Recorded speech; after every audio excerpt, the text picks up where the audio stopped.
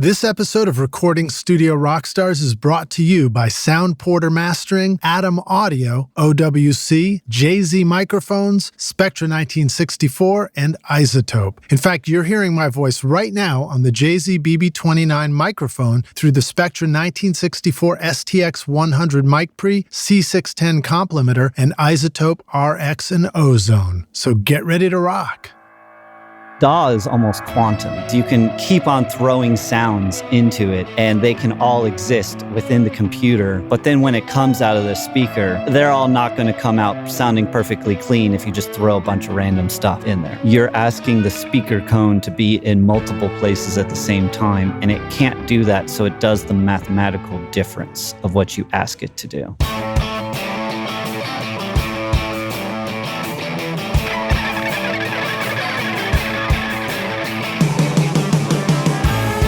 Welcome to Recording Studio Rockstars. I'm Lid Shaw, and this is the podcast created to help you become a rock star of the recording studio.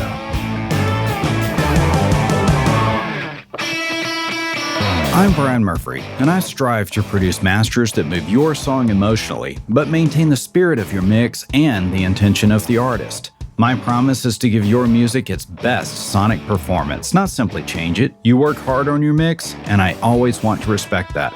My goal is to help you realize how great your mix can be, and I'll work hard to make sure it succeeds. I don't just master, I help your mix sound the best it can. Contact me for a free mastering demo at soundporter.com.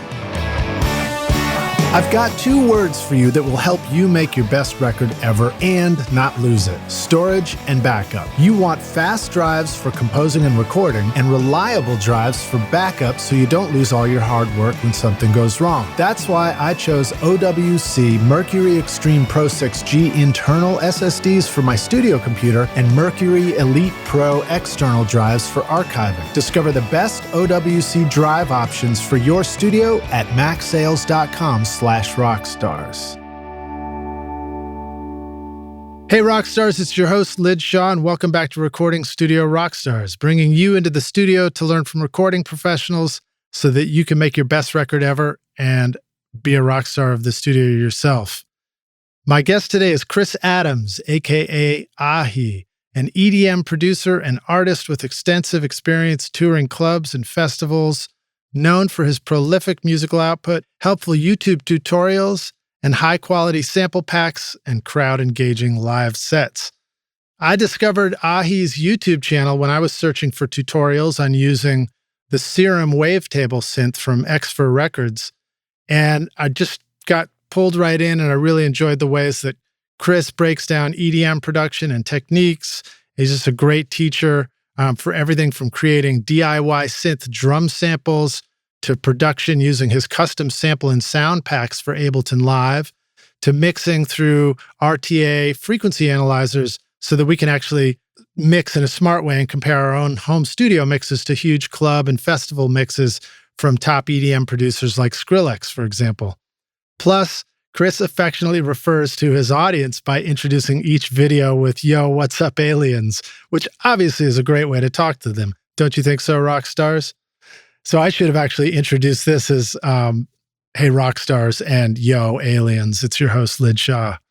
Some of Chris's collaboration and remix credits include The Funk Hunters, Manic Focus, D-Funk Stylist, Symbionic, Sticky Buds, David Starfire, Suhan, and many more. And I'll include links to his YouTube channel in the show notes, where you can go also find a collection of his EDM music productions and many of the great tutorials that I've found and wanted to share with you guys. So please welcome Chris Adams, aka Ahee, to Recording Studio Rockstars. Chris, are you ready to rock, man? Yo, what's up, aliens? Yeah, I am, man. Yeah. Man, I was trying to think of the best way to include that reference in there. I hope I did it justice.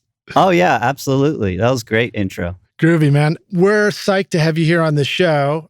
Do you like to be referred to as Chris? Do your friends and family call you Ahee? How does that work? My mom doesn't call me Ahee, no. She calls me Chris. Nice. You can call me Chris here. Does she grab you by the earlobe at the same time? No, that wasn't her style. Okay, all right, take it. No, she'd be like, Chris. Nice, the man. upwards inflection. So, Chris, where are you joining us from? I'm coming in from California, a small little town called Ahee. Okay, cool. Yeah, I live on a little farm out here in a 2-story dome house. That's awesome, man. What is it? I'm trying to picture what a dome house is. I sort of think of a yurt. A yurt's more like a temporary structure. This thing's like a legit house. It's got like a nice roof, but it's in the shape of a dome. I think it was made in the 70s. I'm still trying to figure out who made it because I just think it's so cool and I hope the company's still around. So it's like a production run kind of thing. Yeah. No, it's like a legit house. It's got 2 stories, but it's one giant room with and we partition it off with different I don't know. I've got these soundproof curtains here behind me that I use as a backdrop, and also just sort of helps block the sound from reaching the other things. And then the upstairs area, there's a loft. We got our bedroom up there, and then outside we've got a lot of land. We've been making raised garden beds and just growing a lot of things. We got a chicken coop over in one part of the property. It's like a 2-acre piece of property. A lot of fruit trees. Wow. I during the pandemic, man, it is so chill. Because I've when your mixes are kicking, right? Oh my gosh, yeah. Well, then it's fire. I got my barefoot set up here that I recently got, and I got a analog synth rack next to me. Oh, nice. And I got my DJ set up next to that. So it's funny. It's this super chill, relaxed, vibey area where I can work on really loud, aggressive music. It's funny. I know another guy who he builds analog synthesizers, and they're not really for making dance music. They're a little bit more for making deconstructed electronic music. But also, they live in a little A-frame. I think they live in a pyramid actually up in the North Woods. And sounds tight. I really like that contrast of some of the greatest electronic stuff is coming from the most chill rural setting. Well, yeah, I feel I need a contrast to because for me it's getting that energy out of myself is a meditation or exercise. It's what I found really interesting going to NAMM a few times was talking to metal performers like Metallica, and they're all into yoga. Right.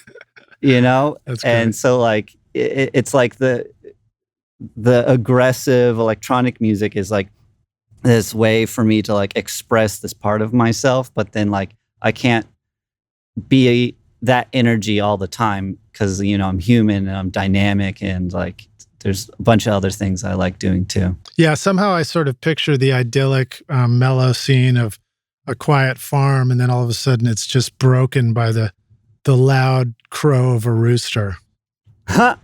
Yeah, we definitely have a lot of rooster calls around here. They are quite vicious. Right on. Roosters. Do you have a name for your studio? I don't have a name for the studio here. I've never really been too into naming things other than songs and And your audience. Music related things. But yeah, no, I haven't come up with a name for the studio. All right, dig it. Well, give us a little bit more of a description of what it looks like to, be surrounded by this stuff that you need to create your music. So, for example, you said you've got analog synth world, you've got production world, and you've got DJ world. And I guess that's a reminder, for somebody like me, I consider myself a fan of electronic music, and I've always loved EDM, and I've been listening to stuff going back to, Chemical Brothers and Crystal Method back in the 90s. Those are sort of love those tunes. Early discoveries for me. And actually, if I go all the way back to the 80s, it was like hearing Rocket for the first time by Herbie Hancock, or, the band Yellow, and discovering those guys.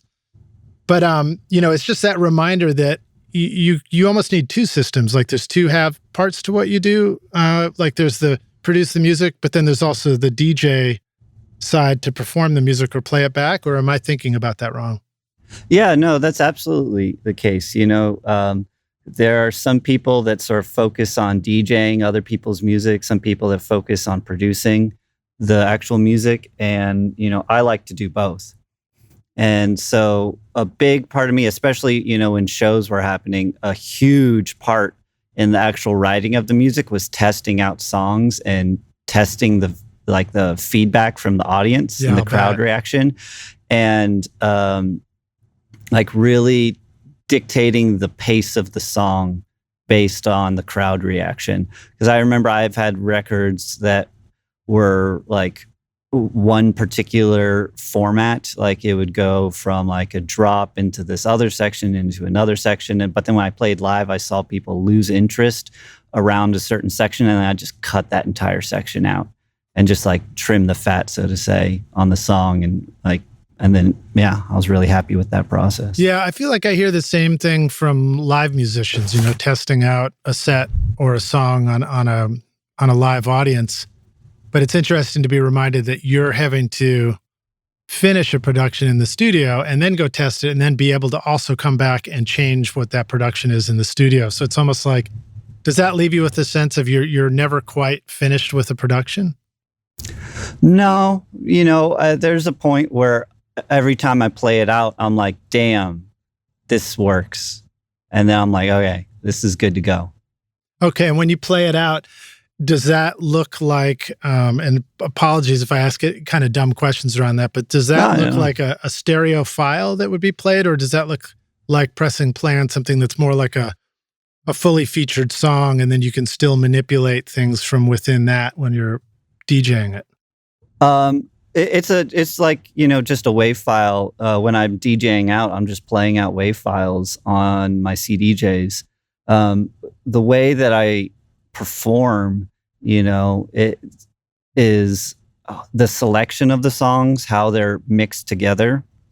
And that's where the art of DJing really comes into play, is like being able to like feel the vibe of what's going on in the current moment, and then being able to adapt to that and adapt to the particular crowd that you're playing in front of. It's almost like dipping into like a shamanistic, like psychic space, and knowing how to react to that, and then what song to play next, and like how to transition from one song to another.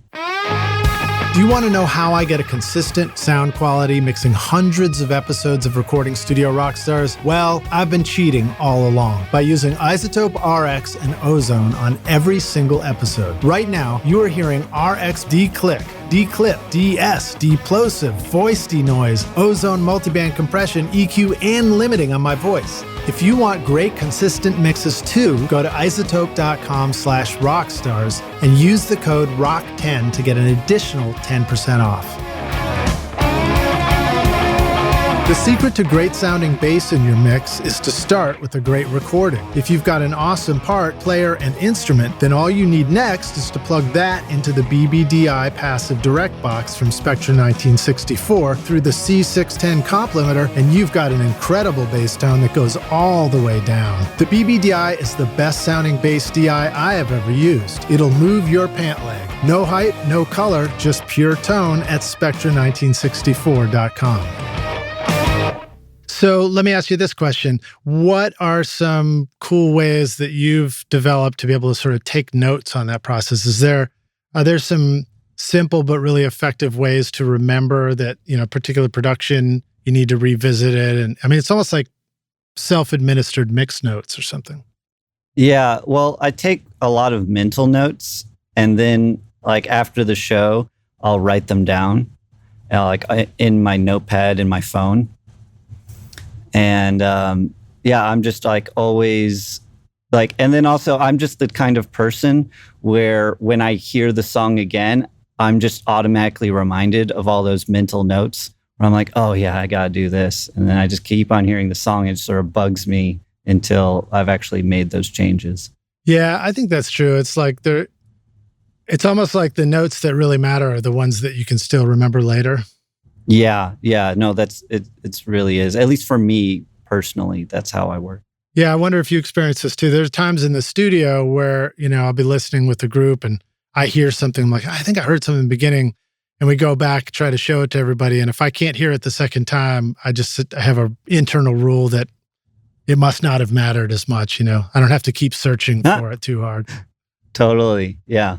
Okay, cool. So what is part of your production part of your studio? Like what are you looking at when you're looking at the computer screen and all that? So I've got my MacBook Pro, and that's then being plugged into a high quality sound card. I've got this Fireface UCX, and then that's going into this Dangerous D box, which does some more audio to digital conversion and vice versa. And that's really where, and then from the D box, it then goes to my Barefoots, which before the Barefoots, I was using my Dyne Audio acoustics, which I forgot the specific versions these are, but I've had the Barefoots since like, I don't know, December or so. Nice. And so I've had them, it'll be coming up on a year here in a couple months. And yeah, I can tell such a big difference at this point between the speakers. It's crazy. Well, I'm glad you brought that up. I mean, I was going to ask you about, what you would choose for speakers. And I imagine that anybody who's messing around with EDM, especially if you're just at that early stage of experimenting and stuff, it feels kind of confusing to try and understand what's going on with the low end. What are some things, like how important is it to hear the deep sub bass? Do you still have a different experience between taking it to the car, taking it to the club versus hearing it in the studio? And talk about that whole experience. Yeah. So, well, sub speakers are going to be different in every venue. So I did, when I was doing touring, I noticed that a lot, as like certain notes just wouldn't show up depending upon the size of the speakers that they had. So sometimes it's just sort of out of your control. But how I monitor my subs in the studio is I actually have a sub pack. Have you heard of those? Yeah, I don't have one. But I have heard of them. They're really fascinating. I thought I went and looked online and it looked like maybe they didn't still have them or something. I don't know if there's they just came out with a new line of them. Okay, all right. Yeah, I think they might have run out of a production run or something like that a while back, but they definitely got new ones up now. And it is so useful because I have subs here, so I can crank up the subs and I can feel the bass, but actually having, I almost feel like the sub pack is more accurate because it's so tactile, as you like literally you're feeling the bass. And the main thing that I use it for is to listen if my kicks are punching through the subs enough. And so I can, and also I also use it to feel rumble. So like certain like impact sounds will just have a lot of rumble to them, or there might be some weird, ambient recording that's just got this low end rumble to it. And when I'm playing it on my speakers, I may or may not notice them, honestly, just because the speakers don't have the same amount of back and forth power that the sub pack does. And it's very, very obvious on the sub pack when something is too muddy. Right. So when you say something has a rumble, it's not like a welcome rumble. It's more like you're able to immediately identify that there's something that needs to be removed or fixed right there. Yeah. Yeah. Because with bass music, it's like the bass is one of the most important parts. It's in the name itself, and it even comes before music. Yeah. Oh my gosh. Yeah, totally. And some people treat it that way as well, where they just want to feel the bass and then the musical aspects of it, come second.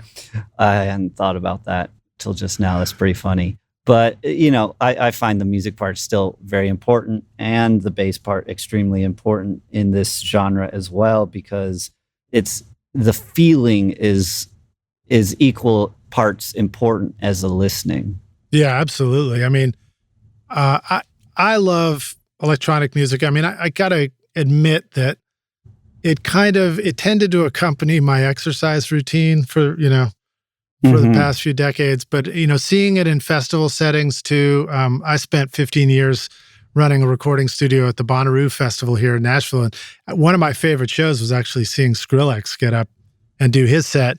But, that's my experience of seeing big festival sets and just feeling that low end and, seeing a huge sea of people having a great time. Yeah. Oh, man. I saw Skrillex at Burning Man. That was great. Yeah, it's Nice. just he's one of the people I really look up to personally, and that's actually why I got the Barefoots. Is because I saw in like Instagram posts from his studio, he had like the biggest like version of Barefoots for a while there. I think he's got some custom speaker set up nowadays. But I know for a while there, a lot of my favorite music from him was produced on like the biggest Barefoots. And the ones that I have now actually have the same drivers and mid-cones as those other speakers. And when I listen to Skrillex's music on my speakers, I'm like, I can tell that he mixed them on these type of speakers. Before you got the Barefoots and just trying to navigate like how to hear the low end on stuff, the sub-pack thing is awesome, but I wonder if you ever, how do I ask this question? So in making records in studios, the way I typically do, there is a tendency to place high value on an accurate or flat playback system, right? You think like, oh, it's flat from 20 to 20. And for rock and roll stuff, it's sort of, that can be really desirable. And I've listened to some systems that will play back like that, and it sounds photographic and clear in a really great way. But I also wonder if it's somehow better to have a playback system that really highlights the subs, so that you get the experience and you have the fun of it, as opposed to feeling like you need to mix conservatively all day long. Do you know what I'm asking? And does that make any sense? Yes, I do. Yeah, I know exactly what you're asking. And one of the nice things about these Barefoots is that they actually have a flat and hi-fi mode that I can switch between. Nice. Because like a big part of producing electronic music is having fun. Yeah, exactly. In the actual actions of it. Because like that's where you're going to get just inspiration, and that inspiration is going to bleed through into the vibe of the music. And people can feel when a piece of music is inspired. And and so it's, for me, I do see the importance of having a flat studio response, and I use it when I am in mixing mode and mastering mode. But when I'm in creativity mode, I like to have it on the hi-fi mode, and it's just cool. Yeah. But also, I'll say I don't mix very loud, or I should say, I don't create very loud, because I'm just super aware of my ears. Yeah. And damaging them. Like my family has a history of hearing loss, and so I tend to produce very soft. And it's not the loudness that excites me; it's the sounds. And so as long as I can hear the sounds, everything as clear as possible, that's what excites me. And I'll just get going on an inspiration. And then when I go back, I'll like use I don't tend to make music on the sub pack that much. I know some people love doing that because it's fun, to just feel the bass. But for me personally, I just like to listen to the music, and then I'll go back and then like really refine the bass and all these individual aspects of the song, and I more treat it as like surgical tools. But it's just like having Barefoots, like It's so much fun to make music on these things. I love it, man. I love the idea that you switch from like fun mode to, scientist mode there. Yeah, and that's not something I always used to do. Sometime when I was particularly just first learning, I was just always like, I don't know, not. I was trying to get better at things, and so I would like overthink a lot of processes. Yeah, we know all about overthinking. Yeah, and then even before that, like I was just in the creative mode. When I was first making music, like all I did was creative mode, and I didn't think about the scientific part at all.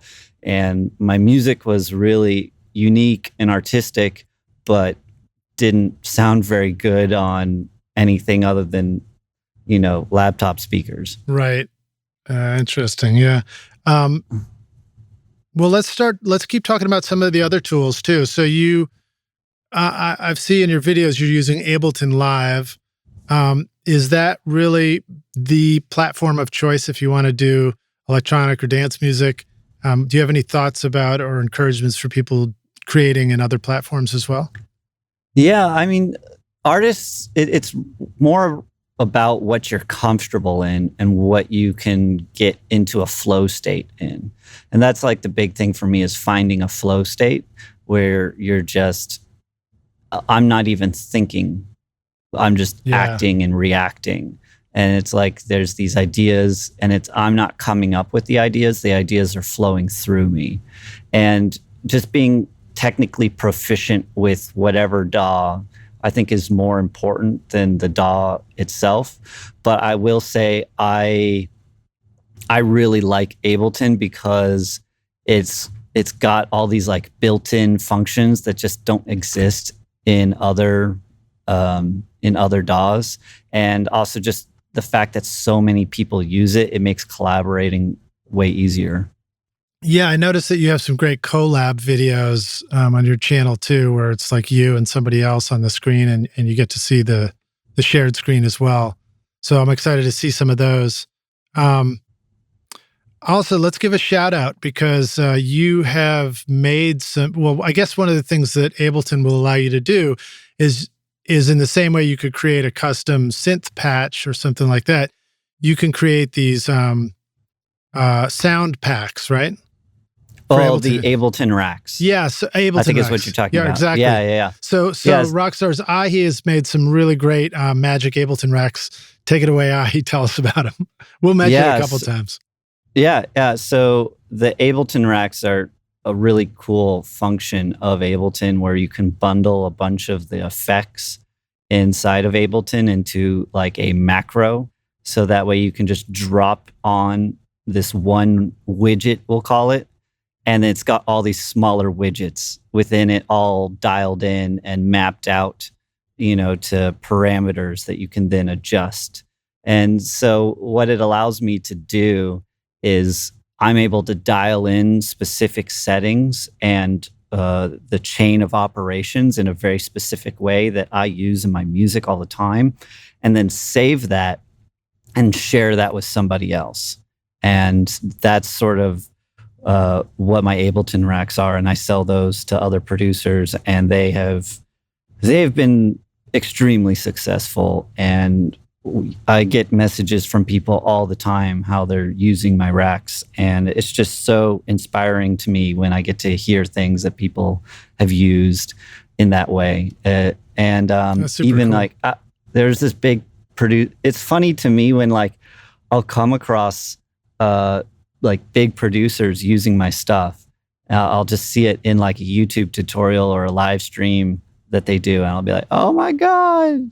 Like I look up to these people. So I guess just to clarify too, Rockstars, the Ableton rack that Chris might make, you can just drag and drop it on there, and now it'll transform your sound. But Chris has also routed it with, I guess, the macro settings where you only have like 4 knobs, and you turn that and it might do a whole bunch of other stuff under the hood, right? Yeah, exactly. That's the thing, is that it's me having like all these years of technical experience, throwing that all into like these particular settings that I have worked over lots of different experiments, and then being able to save that and then just give that process to somebody else. So that way they can just throw it on and adjust a few things without having to think about it too much. So that way you can remain in your flow state. Awesome, man. I love the flow state idea.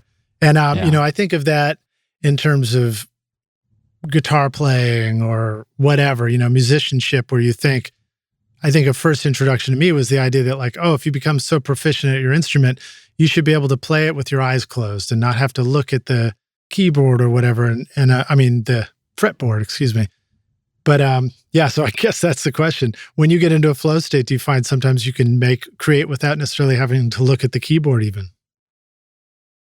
I don't think I ever look at the keyboard.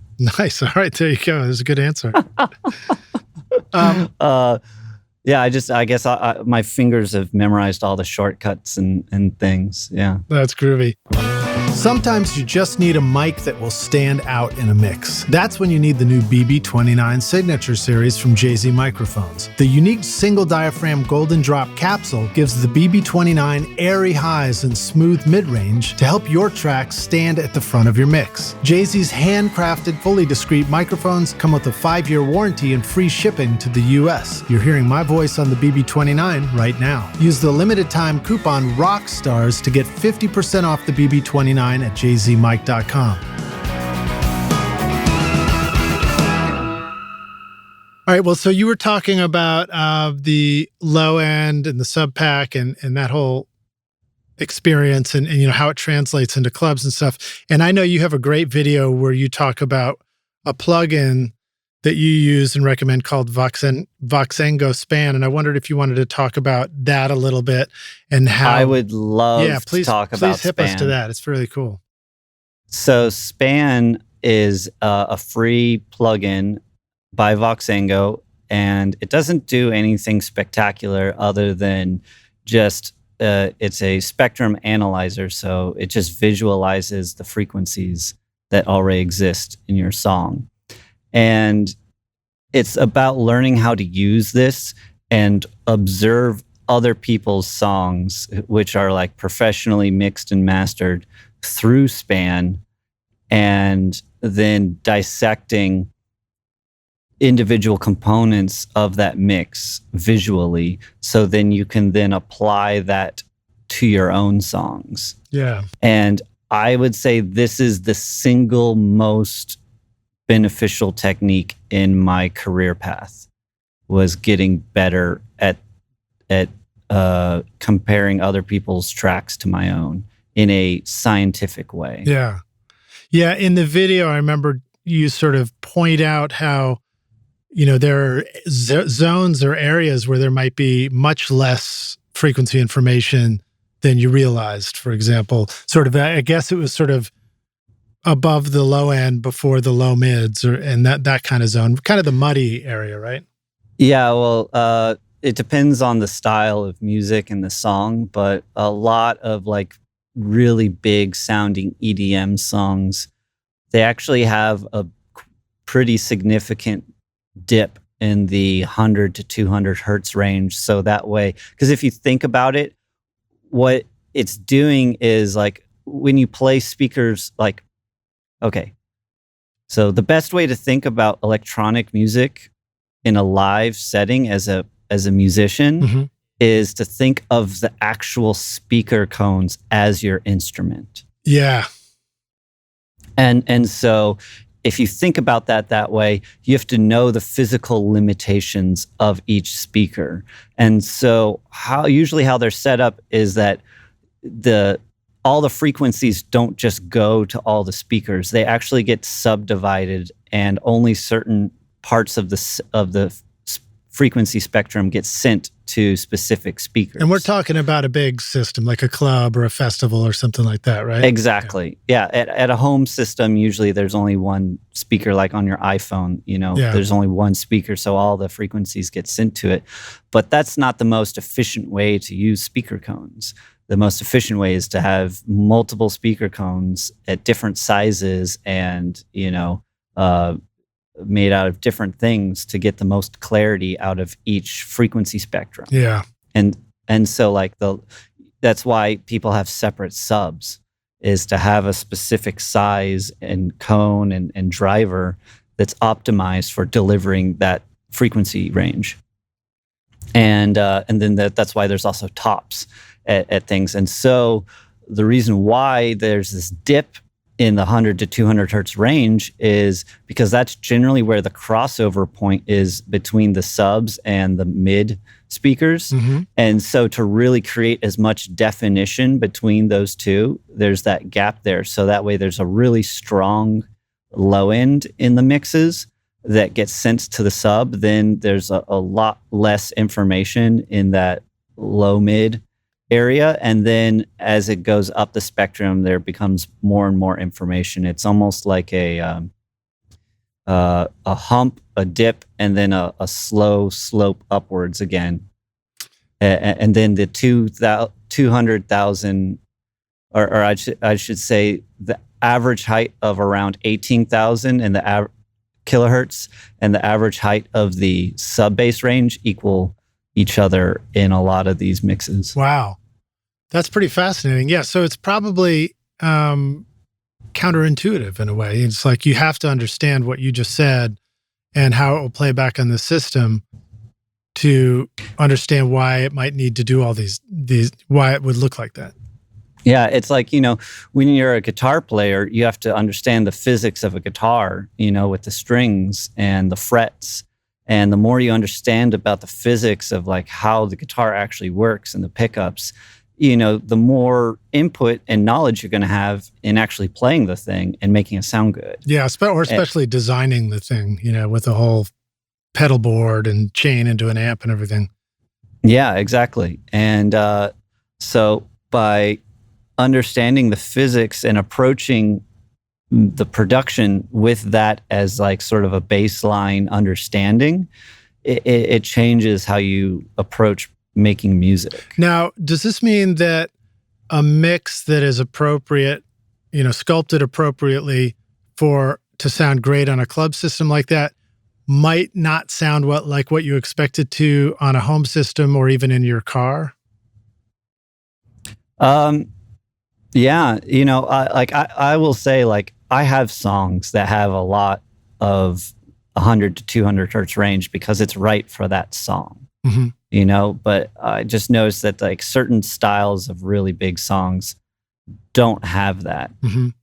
And it's when I point these things out, it's more, I feel like some people fixate on like what we're some people fixate on the results of this particular exploration mm-hmm. into these styles of songs.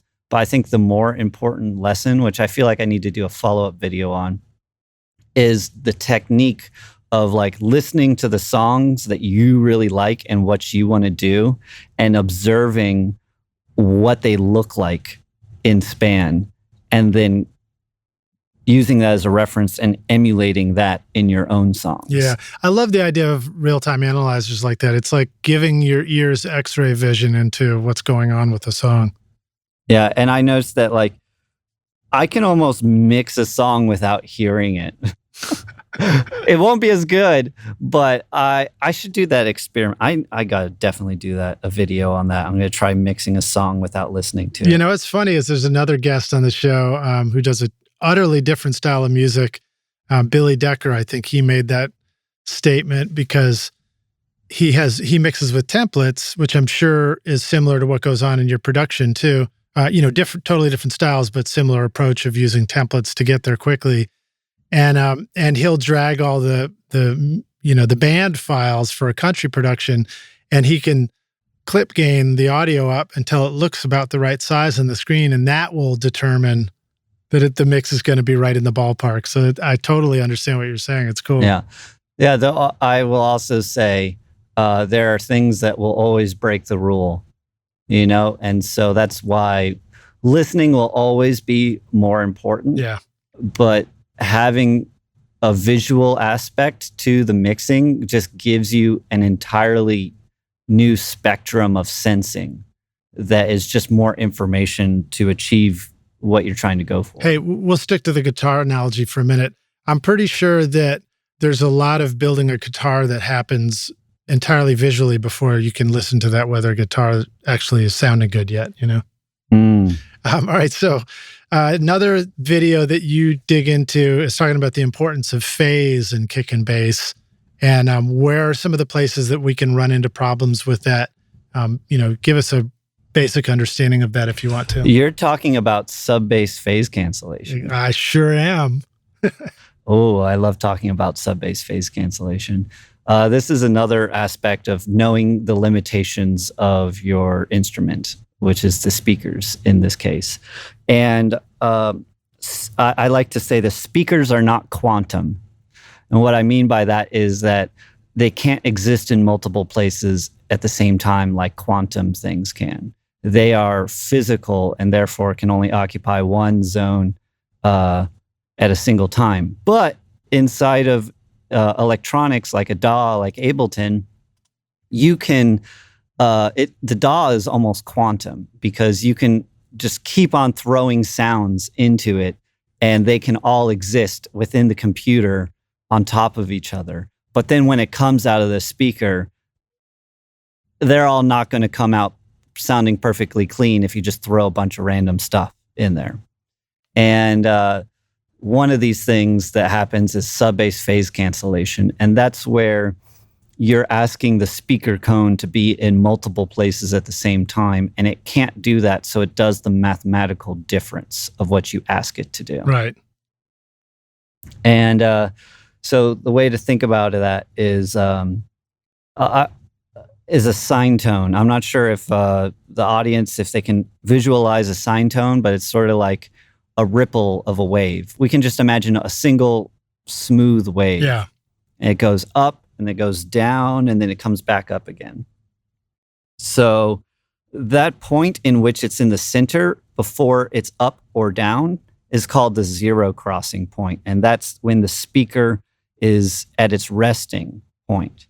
When the wave is going up, you're literally asking the speaker cone to go forward. And when the wave is going down, you're asking the speaker cone to go backwards. And so there's a physical relationship between the up-down of a waveform.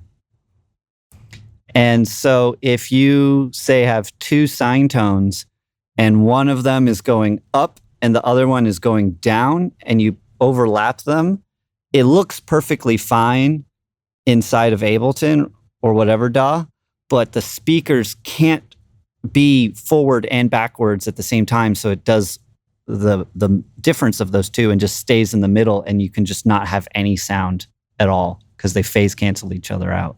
Yeah, that's right. Well said. And the reason why this is important in electronic music is because you want to feel the bass and you don't want to have your bass cancel itself out, and like disappear at like random points. And then also conversely, you don't want to have your bass be too loud at all of a sudden out of nowhere without you choosing it to be that way. Right, exactly. Which that happens, in rock productions in the studio and stuff when you have, a bass note that sticks way out or certain frequencies, certain root notes of the chord progression might be louder than others and stuff like that. And that can be really frustrating when you discover that and you didn't mean for it to do that. Yeah. And so, using things like sidechain just to help get the sub out of the way of the kick is one way of eliminating phase. Another way is just composing with only one bass element at any given time. Right. So instead of feeling like you need to layer different things down in the low end region, just stick to one. Yeah. So oftentimes, like when I'm making like dubstep basses, when I'm making the bass in Serum or whatever synth, I actually cut the low end out entirely, and then I just duplicate the synth and then make it just a sine tone playing the same thing. Okay, very cool. I'm glad you just mentioned Serum. What is Serum? Why should we care? And what are some other options for creating bass and synth lines? In other words, what are some good go-to synths for creating these kinds of sounds? Okay, well, for electronic music production, I would say Serum is easily the top synth in the world right now for electronic bass lines, like dubstep bass lines. Yeah. It's made by Steve Duda at Xfer Records, and man, this thing is just a beast. You can do so much with it, and there's all these like weird things that a lot of people don't know about. Particularly, it's able to import wavetables. Like Massive was also a wavetable synthesizer, which Massive was the number one for several years. Yeah. I would say around 2014, 15. Well, 14 is when Serum came out, I believe. Or maybe that's when I started paying attention to it. And then slowly around 15 and 16, it sort of took over as the dominant synth. And the main difference is that you can import and create your own wavetables in Serum, and in Massive, you can just use their built-in ones. Yeah. So I know that'd be a pretty deep question, but there's various kinds of synthesis, Rockstars. There's subtractive synthesis, where you start with the frequency and then you just start removing stuff, I guess, right? And then wavetable synthesis is a form where you take individual samples and instead of repeating one sample over and over as the starting waveform, you actually can scroll through the different waveforms. Is that a fair way to kind of give an introductory explanation? Yeah, that's exactly it. Yeah, it's like you're scrolling through different waveforms, and they can be disjointed and be drastically different, or they can smoothly go from one to the other. Yeah, depending upon how you program it. One of the sorry, go ahead. Oh, I was going to say you can even import images in Serum and turn them into wavetables. Oh, really? I don't think I've tried that yet. Yeah, you can just drop a PNG file into the oscillator and it turns it into a waveform. Right. So if we've ever seen one of those waterfall graphs where you see it kind of in three-dimensional, it looks like topographical mountainscapes or something. That's kind of what a wavetable looks like, and why you can take an image and put it in there too, I think, right? Yeah, they do sort of look like mountainscapes. Another thing that was really cool to find out about that I experimented with was that in Serum, you can also type in words and it will generate, using all these consonant and vowels waves, it'll kind of create a robot voice for you. Yeah, you have to sort of trick it in some cases. Like if I type in the word Ahee, it's like Ahee. Right. You know, right. But if I type in the word A-H-H-H-E-E-E-E-E-E, then it sounds more like Ahee, That's you know, correct. like how I pronounce it. You know, so you have to be a little tricky with it. So does the name Ahee come from the word that you use when you're trying to generate echo and reverb in a big open barn door or across a mountain valley? That would totally work. It actually is an acronym. It stood for a human expressing experience. Oh, groovy, man. But then there was another artist around the time that I was playing called The Human Experience. And I was like, it's too similar. So I shortened it down to Ahee. And apparently Ahee means several different things in different languages across the world, which I had no idea about. I was going to say, there's got to be something in Hawaii. Yeah, well, I think in Spanish, it's like a hot pepper.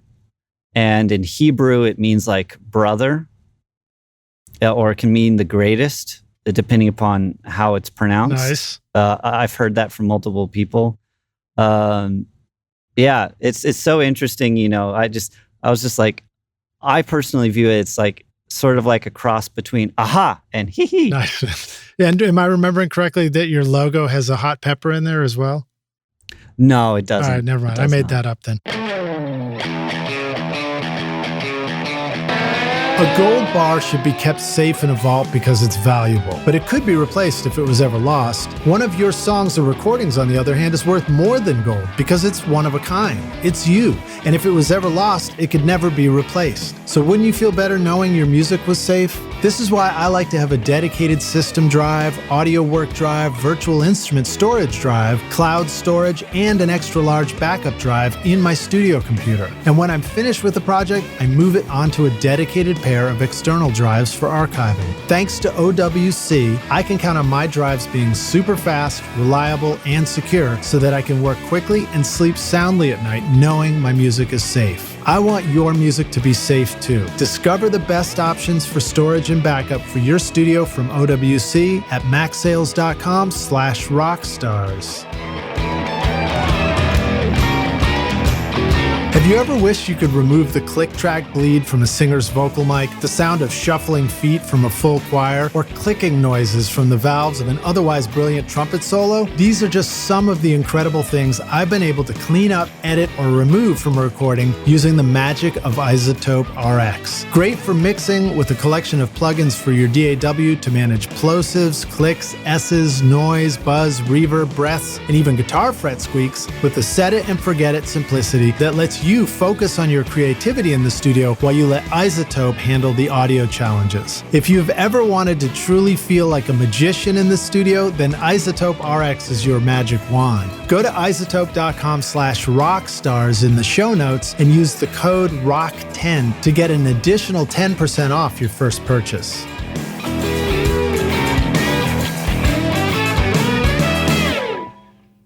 Hey, Rockstars and aliens. We're back now for the second half of the show, the jam session. My guest today is Chris Adams, a.k.a. Ahee, joining us from California, where the chickens roam free and the dubstep wobbles. You ready to jam, Chris? Let's do this. Awesome, man. Let me jump in and ask you about the OTT compressor. That was another video I really enjoyed of yours. It's people would be like, what's the hot compressor? It's something special in Ableton, but do you want to talk about that a little bit? I'd love to talk about the OTT. So OTT is a preset in Ableton's multiband dynamics, which is basically a multiband compressor. And OTT stands for over the top. So it's an over the top multiband compressor. So essentially, it just compresses the heck out of whatever signal that you put into it. And I would say that it is EDM music. Like EDM is not possible without OTT. So it's been around for a minute. Yeah, even if you don't use the OTT, it's the idea of just extreme compression. Mm-hmm. Yeah, and doing it multiband, gives you pretty dynamic control over like what bands are. Yeah, just like everything gets compressed and you can sort of control the volume that way. But I use the OTT in a very specific fashion. It's got 3 knobs on the right. It's got so many knobs and buttons in there. And I could go into explaining what they do, but I tend to ignore most of them because I noticed that how my favorite artists used the OTT. They used it in this very simplistic way where there's like a dry wet knob, a time knob, and a gain knob. And the time knob was really important to me. So basically when I throw the OTT on, you could throw it on like a synth or whatever instrument, a synth or guitar or something like that. And when you just throw it on, it just sounds super compressed and like almost unworkable. Mm-hmm. And then I will turn up the gain, so it's a heavily compressed, unworkable thing that's super loud.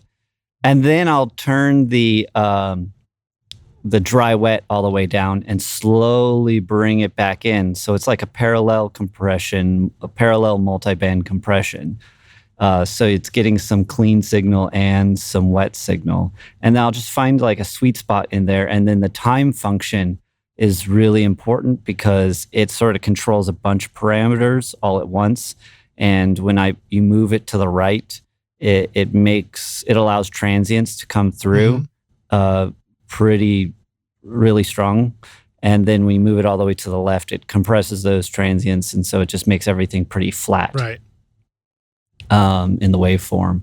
And so, yeah, messing around with those 3 knobs, my whole tutorial sort of goes into more depth and examples of what I mean by that. But yeah, I would say that OTT is dance music. Yeah. Well, also, Rockstars, a reminder, I've made a playlist of videos that are in the show notes. So you can click through there and it'll take you right to Ahee's channel.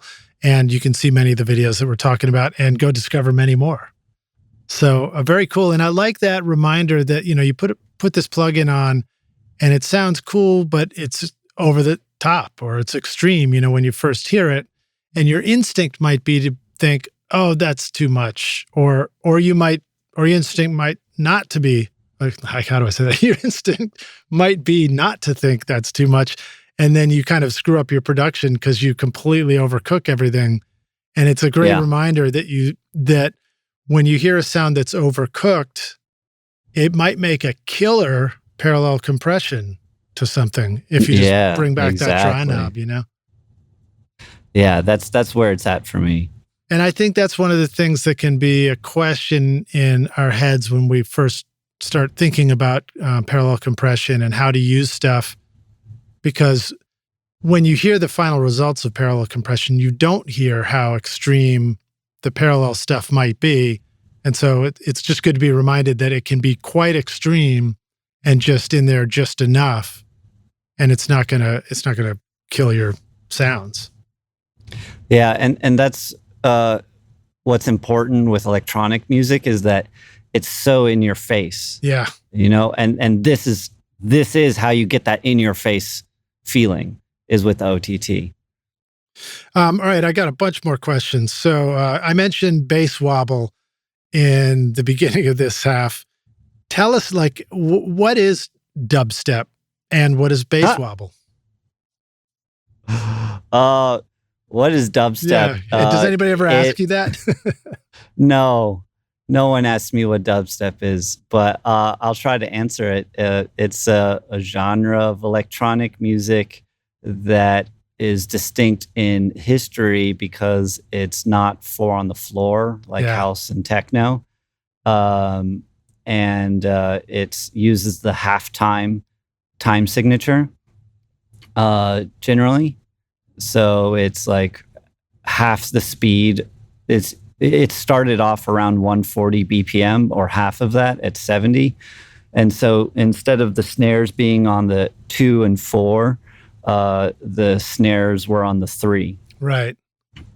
And it sort of opened up just a whole new world of possibilities within electronic music because prior to it, there was drum and bass, which did have a broken beat as well. But it's sort of like double timed.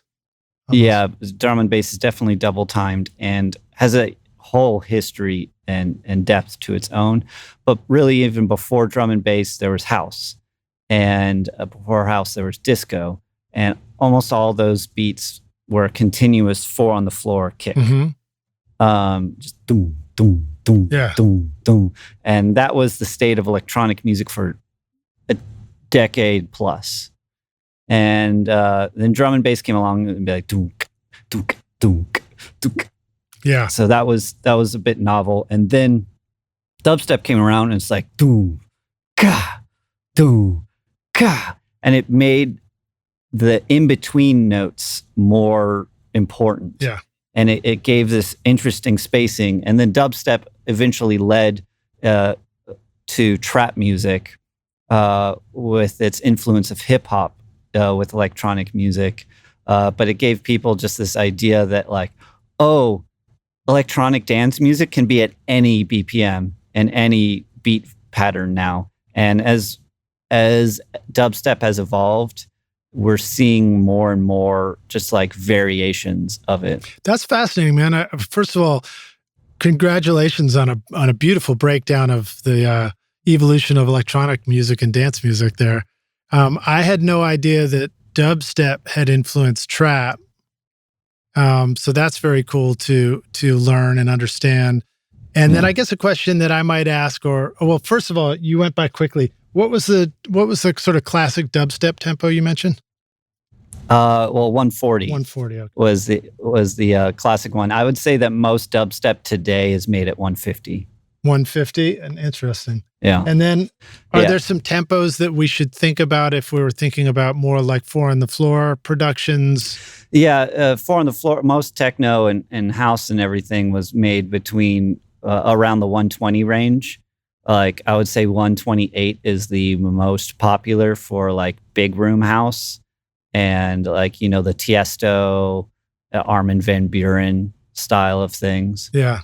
And that's probably why our DAWs all default to 120 when they were developed. Yeah. Though I would say, you know, maybe more disco was in that slower range of 120 to 124. Yeah. Maybe even as down to like the 110s, 116 areas. But yeah, I would say dubstep though is it's about having like the faster hi-hats over the slower kick and snare. Right. Yeah. And it's more akin to rock music in a way. Right. It's more like a I don't know why sludge beat comes into mind. I don't even know if that's a term. Yeah, totally. I know what you're saying. It's like heavy rock, you know. Yeah, and even before really dubstep came around, you know, there was the Prodigy and break beats, you know, that had their like big beat, you know, was definitely a thing, but they were definitely still working on the snares. Well, they sort of did more interesting things with the snares, but it wasn't that full halftime feeling that they created. So let me ask you this, as somebody who is up on the stage looking out at the crowd, how does the crowd look different when it's that techno tempo versus when it's a dubstep? Do you see a different response from the crowd? It depends on where you are in the world, hugely. I would say in Europe, dubstep still hasn't, except for England, dubstep still hasn't really taken hold. They love their techno and trance over in Europe. But here in America, I would say that dubstep is definitely taking foot here. Man, it really depends on how engaged people are in the music, because I've seen very engaged people in both house and dubstep settings. Yeah. You know, it depends on the quality of the speakers, how people are excited for the artist.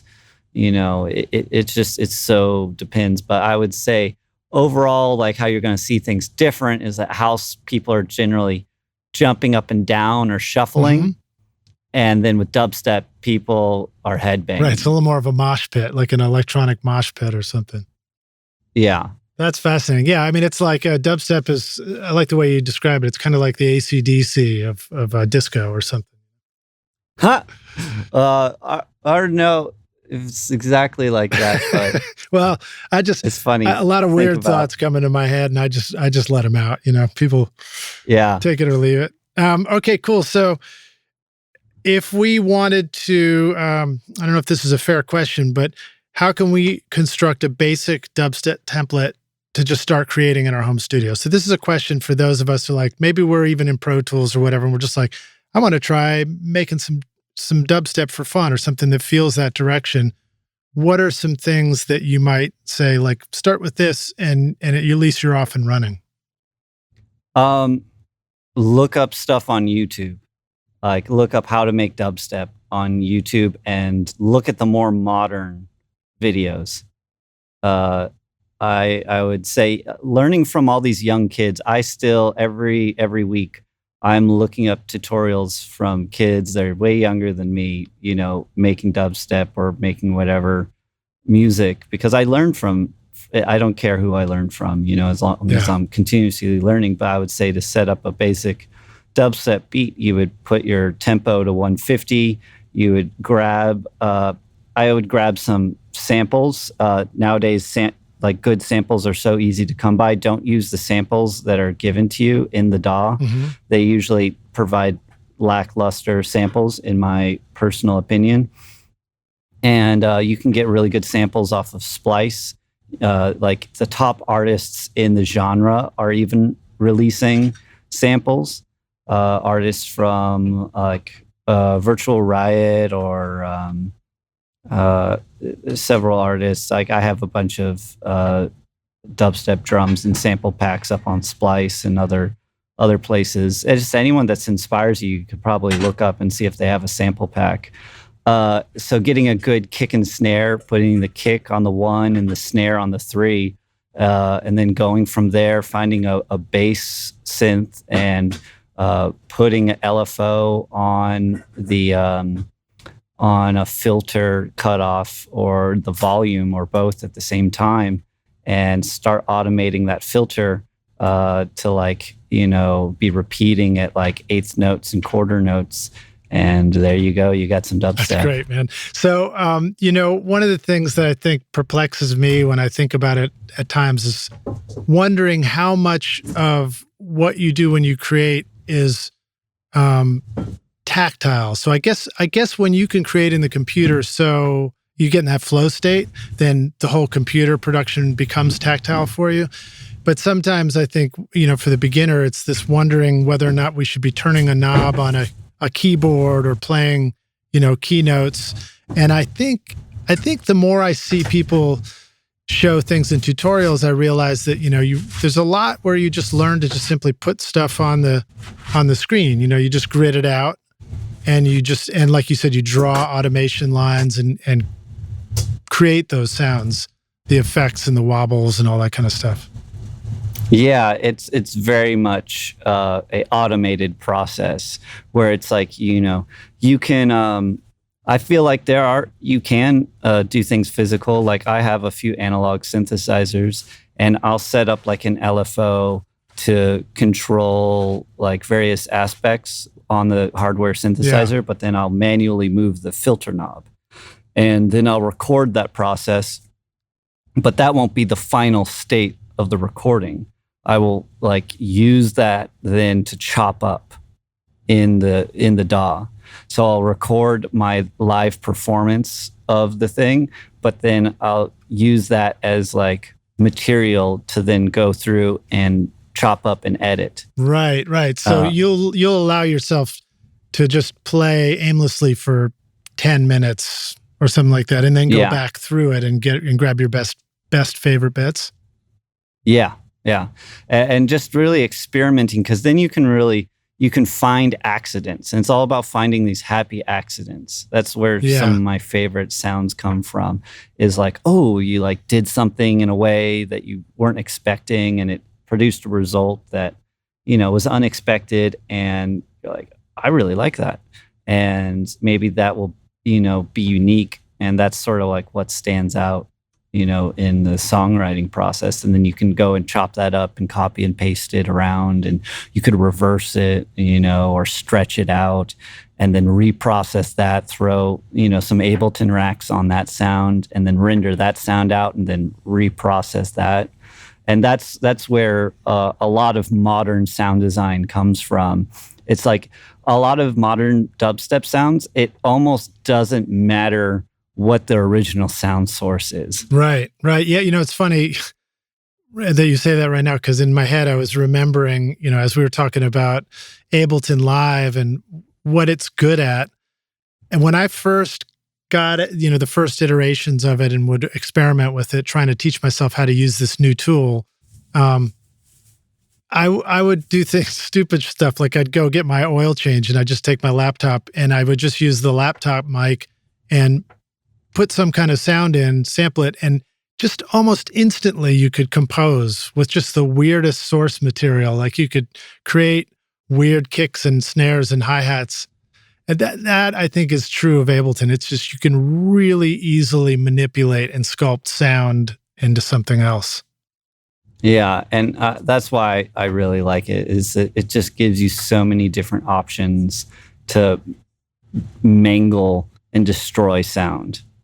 And that's where I find a lot of, those happy accidents.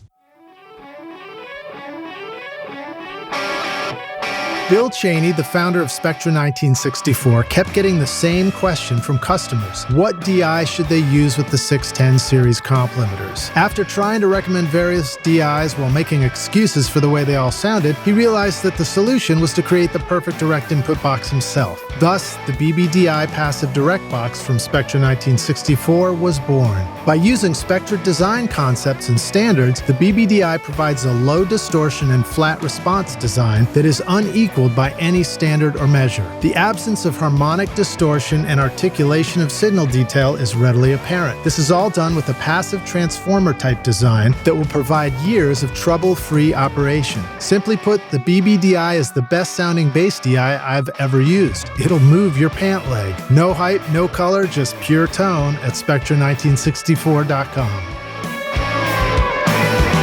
If your goal was to climb Mount Everest, you would hire a Sherpa to guide you to the summit. If you wanted to sail around the world, you would hire a seasoned sea captain for a safe voyage. And if you wanted to try skydiving, you wouldn't just jump out of an airplane without being strapped to an expert, right? So why would you send off your mix for mastering without knowing that it was ready first? Wouldn't it be great to have a professional mastering engineer with a trained ear to guide you through the final stages of mixing? Brian Murphy is your trusted guide at soundporter.com. Home of the iterative mastering process, where you get to interact with a professional mastering engineer who listens to what you want and will give you mix feedback to help you get your mix ready for mastering. Contact Brian now for a free mix review and mastering demo so that you can hear it before you buy it at soundporter.com.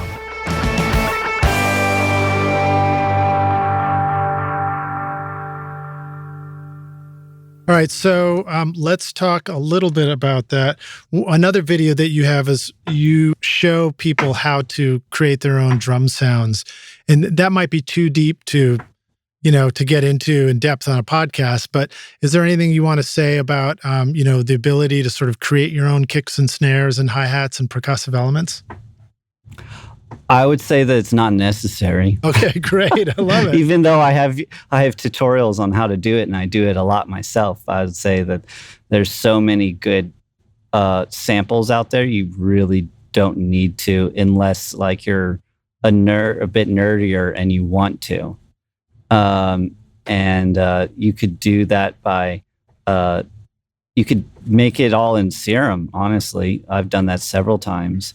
Or even Ableton's operator, you can make your own drum sounds in there. I have a couple tutorials showcasing how I do that, and then layer it in with real samples. And that's like where the magic comes in, is like mixing synthesized with real life sounds. Yeah, to create some hybrid that just didn't exist before. That's cool, man. When you described your studio setup, you said the analog synths are off to one side, the computer's here, and the DJ rig's over there. Those are almost the stages of production. Like, creating your own drum sounds is like going back to the analog synths and getting some original bits and material. But when I interviewed Morgan Page, he talked about that for EDM production too, and he just sort of opened my eyes to this idea that like you don't have to create everything from scratch. And I kind of joked about it, with this guitar analogy. It's not like you have to build the guitar before you go into the studio to record with your band.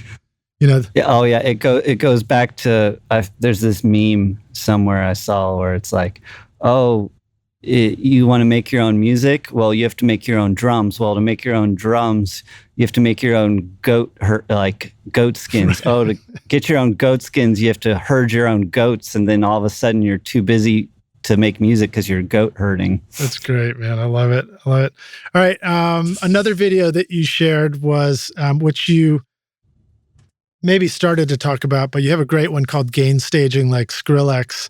And people have asked the question, this idea of gain staging. I've had people ask me that about mixing and recording in the studio too, like, I got to learn gain staging. So to you, what is gain staging and why is it important when we're creating and mixing? So with electronic music, it's important because there's so much limiting and compression going on. It can be very easy to over compress and over limit things, and therefore you lose all sense of dynamics. Right.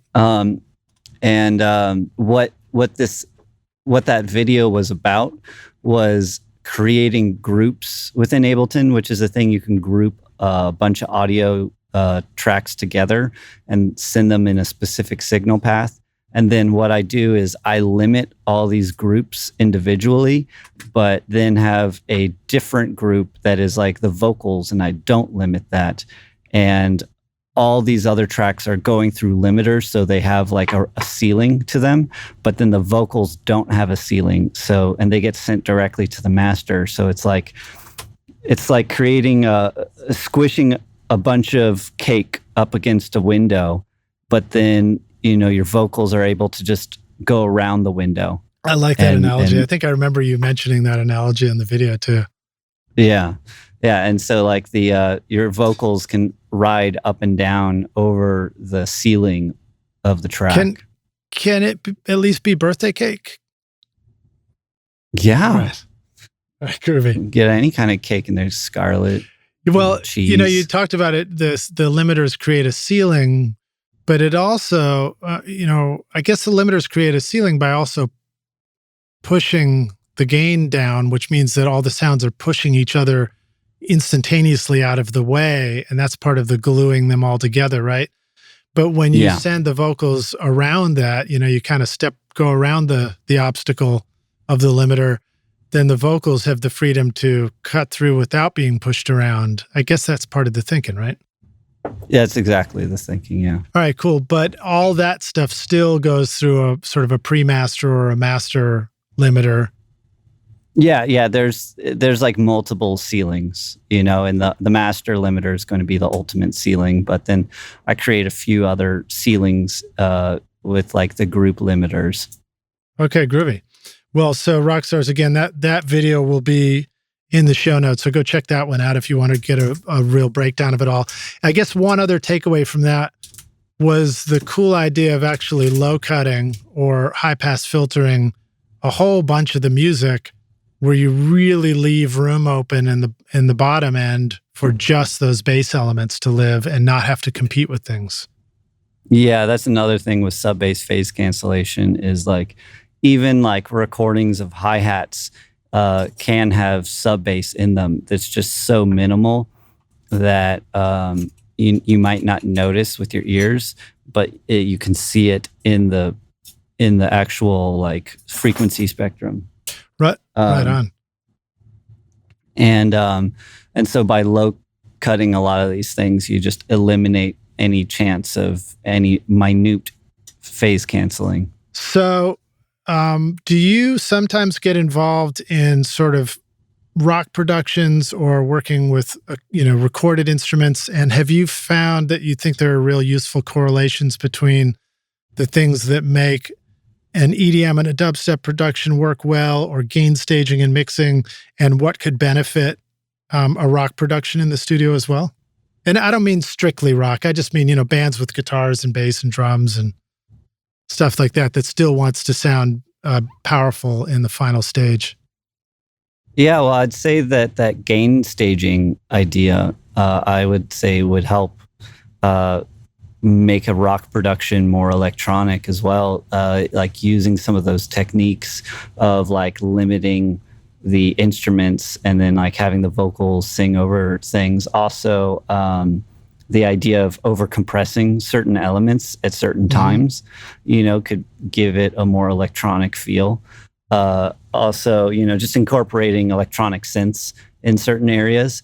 I feel like there was a lot of like new metal that did that really well, like Korn and Mushroom Head and Powerman 5000. Powerman 5000, wasn't it? It was 5000, yeah. Dima, Linkin Park, they all incorporated some electronic elements into their songs. So when we did the Bonnaroo Hay Bale Studios, we always had to bring like huge tubs full of different gear, and some of the gear we'd have to bring was a lot of power strips and extension cords. And so we always have a dedicated backpack called Power Bag 5000 upstairs. So there you go. All right. So let's start talking about some of your amazing tracks, your music. Splattermouth featuring William Thorin has this incredible didgeridoo in the center of it. How did that play into balancing the low end? Where does something like that didgeridoo live in your mix, and what's a smart way to get such an awesome sound out of it? That one is really interesting. I think I have a video breaking down how I mixed it. I didn't say Splattermouth in the title of the video. I can't remember which video it was, but I did break it down. And it was interesting because the didgeridoo, has like a near sub like note. Right. And so, though I did also create a sub bass note as well, and I had to use some really extreme EQing to allow both the sub bass note and the low note of the didgeridoo to come through at the same time. And so it's like really tight EQs, like hard cuts, like between I want to say like one of the sub is in like the 42 hertz range, so a low 42 hertz, and then the low end of the didgeridoo is like in the 80-90 hertz range, which normally I wouldn't do that, but because I included these just extreme cuts in both cases, they happen to work. So it's a doubling effect. It's like it's the same didgeridoo treated differently down in the 42, or it's actually a sub bass that's created to accompany it? I think it's a sub bass that's created to accompany. Okay, cool. I think it was an 808. And then sample. Were you mentioning that earlier on the podcast too? I feel like you spoke through it quickly, but it was the idea of like having certain bass elements, but then also doubling them with a high pass filter, or maybe I'm remembering that from one of your videos. Well, we were talking earlier about only having one bass element in that sub bass range, and this is one of those things that sort of breaks that rule in that particular song, because it's like the 80 hertz is like the top end of the sub bass range, and for whatever reason, it just worked out in this song by doing that. And I think that the didgeridoo note is actually a bit quieter than the 808 note. And so when you feel it live, like I played the song out live several times, and one of my favorite times was at Lightning in a Bottle, a festival here in California. I played for like a crowd of 1,000 people, and that was the most hyped song of the night. Nice. Just seeing a whole crowd of people all just like getting down with the same groove was just amazing. I think I have a couple clips of it on my YouTube channel of like my top 5 drops from LIB. I think there's a video titled like that. And it just it was just really interesting also because when you record didgeridoo, the sub bass notes are way, way louder than all the top harmonics of the didgeridoo. So the mixing of it was really weird, where I had to negatively resonant EQ the sub notes of the didgeridoo. So I basically would go in the frequency analyzer, figure out what note specifically it's playing, grab a EQ, type in that exact frequency, turn up the Q all the way so it's only affecting that one exact frequency, and then turn it down by like a large amount of gain, by like -15 or 18. And was this when you were using the sub pack, or was this pre barefoot monitors? I was using the sub pack to mix this track. So do you feel like, just to give us a perspective on what that feels like to do what you were doing, was you're making the moves and you're seeing it on the real-time analyzer, but is it like crystal clear in what you hear as a result and in what you feel, or is it a little bit more like you got to trust the visual aid at that point too? No, I don't trust the visual aid. I trust the feeling of the sub. Okay, groovy. Yeah. And like that was one of the songs where I had to use the sub pack to really nail in and make sure that the contour of the 808 matched the contour of the didgeridoo. And so like when I sometimes, like if you have like two 808s or an 808 and some bass notes in the sub pack, you can really tell if they're fighting, because the pack will just like a rumble, and you will feel the pull and tension and the fight between those two.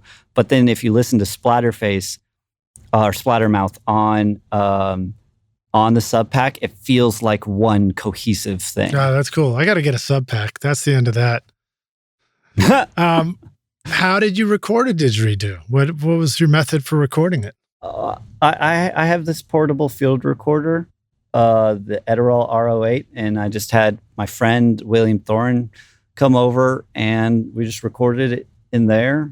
And I would say it took a lot of mixing. But I mean, like, did you have to pick specific kinds of mics for it, or did you use the mics that are built into the Edirol? I just used the ones built into the Edirol, and I just put it at the end of the didgeridoo. Okay, cool. Great.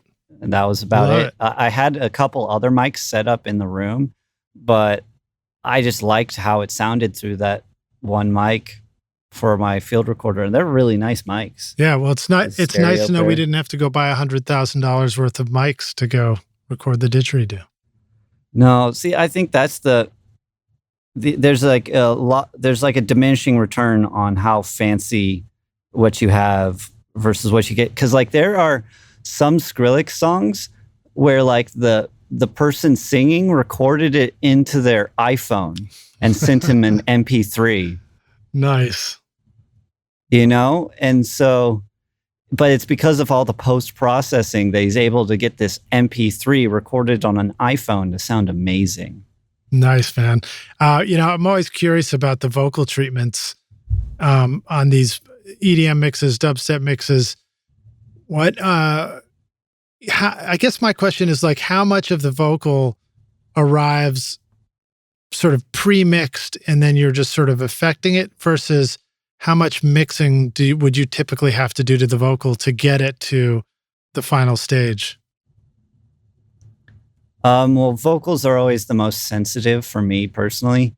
And I'm honestly I'm always trying to get better at it. I don't think I'm the best personally at vocal recording or mixing. I feel like I'm good. Other people might have a different opinion than I do. They might think I'm really good. But I think you're real good. Yeah, but I'm always trying to get better. It's a good state to be in. Yeah, and I spend a lot of time trying to make sure that no particular frequency is poking out too much, and also making sure that there's as little background noise as possible. Right. Because like even if like you record in really nice mics, but you can hear your background, then like, that's not a good recording.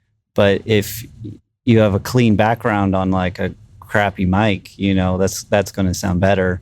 I will say that nicer mics, I do notice have like they've got a quality to them that's just pleasant to listen to on their own, versus just like a crummy USB mic or iPhone mic. Like there's like a pleasantness in the actual just like recording itself. And I would say that that's, going to get a better result. And that's why people spend so much money on really nice, high quality microphones. And that's, I would say, is more of an artistic choice rather than a necessity. Right. Well, I guess, I don't do remixes, so I don't know what the experience is on working with things. And I sometimes imagine that a remix project is, you may be delivered stems of a song or a vocal production where it's already sort of been compressed and limited and tuned and things like that. And edited. Yeah. I just did one, and all the vocals already had the effects on them. And in those cases, I just throw the vocals on with no effects because they already affected them. Right. Maybe I'll do some EQing. Right on. But I won't add any more compression or other things. What I will do is I'll chop the vocals up and add effects to them, where like one of my favorite ones, which is one of my Ableton Racks, is the Robot Maker. Nice. And it adds a delay to the vocal, like a very a high feedback, low delay, short delay. And it just, you turn it on and it makes the person sound like a robot. You know, it's the Robot That's Maker. great, man. And it's really fun as like right before the drop to add in that effect. So it's like the person normally singing or rapping. It works better on rap vocals. And then you just add it on those last few words, and it just adds this edge, metallic edge to what they're saying. And it's like, whoa, and then the drop hits, and it just accentuates that kind of energy. Right, it's almost like a tension and release thing. It makes you a little bit tense for things to get weird right before the release is the big drop. Yeah. The secret to a great mix is to start with great source tracks. And this means you need great microphones. JZ Mics in Riga, Latvia brings you the new BB29 Signature Series microphone to help your recordings add clarity and detail to your mixes. At the heart of JZ microphones is the unique Golden Drop capsule design with a lighter, faster diaphragm that delivers great clarity and fidelity without distracting colorations and distortions. The new BB29 microphone has a Class A discrete amplifier circuit, extremely low self-noise, and transformer-coupled output to bring an expensive sound to your studio for an affordable price. JZ offers a 5-year warranty, free shipping to the US, and a 30-day money-back guarantee. Plus, for a limited time, you can use the coupon code ROCKSTARS to get 50% off the BB29 at jzmic.com. Want to record killer drums in your home studio? Rockstars of Drums will show you how to record, edit, and mix pro-sounding drums with a Nashville session drummer in a Grammy-winning studio. Want to start mastering your own records? Rockstars of Mastering walks you through exactly how I mastered my own record using nothing but plugins in PreSonus Studio One. Want to learn how to create a mix that doesn't suck but rocks instead? At Mixmaster Bundle, I show you how to mix using stock and free plugins so that you can have punchy, powerful drums, guitars that rock, bass you can feel, and a mix that is in your face. Plus, it's totally free as my way of saying thanks for listening. Then go to mixmasterbundle.com to get started for free now and look for the clickable link in the show notes below. So there's another song, I think it's, if I'm pronouncing it right, Ahee and Lynx, Right Now. It had, not to put you on the spot about the details and elements and everything, but it had what I would call a pulsing pad that was sort of wide, and it has this like almost mallet-like attack to the pad sound a little bit. And I feel like I've heard that. I don't know what term you guys would use for some of the different sounds. Obviously bass is bass, but I'm not sure what to call some of the different elements that go above there. But if that's fair to ask, what are some synth approaches that allow us to have sort of a percussive attack on a synth pad? LFO on volume.